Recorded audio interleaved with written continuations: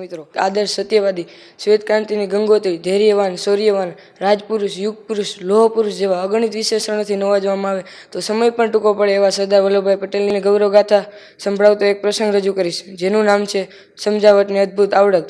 જામનગરના મહારાજા દિગ્વિજયસિંહજીનો નાના નાના રજવાડા પર ખૂબ પ્રભાવ હતો. તેઓ આ રજવાડાઓના સંગઠનના પ્રમુખ હતા.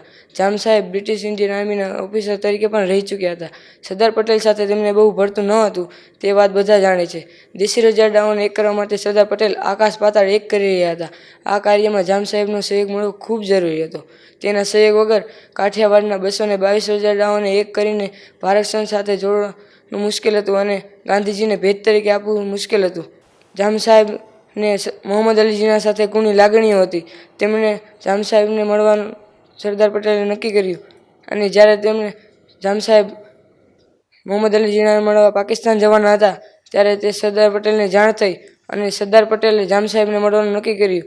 જામ સાહેબના ભાઈ મેજર જનરલ હિંમતસિંહજીને મધ્યસ્થી બનાવીને સરદાર પટેલે તેમને મળવાનું નક્કી કર્યું. જ્યારે જામ સાહેબને જમવા માટેનું આમંત્રણ મોકલ્યું. હિંમતસિંહજીના કહેવાથી જામ સાહેબની સાથે સાથે તેમના ધર્મપત્નીને પણ જમવાનું આમંત્રણ આપ્યું, કારણ કે જામ સાહેબને પોતાની ધર્મપત્નીની વાત ટાળી શકતા ન હતા.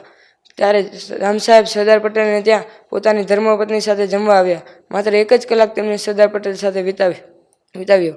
આ 1 કલાકમાં સરદારે શું વાતો કરી અને શું સમજાવ્યું તે ભગવાન જાણે, પણ 1 કલાક પછી જ્યારે સરદાર પટેલ સાથે જામ સાહેબ છૂટા પડ્યા ત્યારે તે સરદારના મિત્ર બની ગયા હતા અને 1 કલાક પછી જે જામ સાહેબને મળવા જનાર પાકિસ્તાન જવાના હતા તે જામ સાહેબ માત્ર 1 જ કલાકની મુલાકાતમાં જામનગર રાજ્યને ભારત સંઘ સાથે જોડવાનો નિર્ણય લીધો અને સરદારના તમામ કાર્યોમાં તન, મન અને ધનથી સેવા કરી.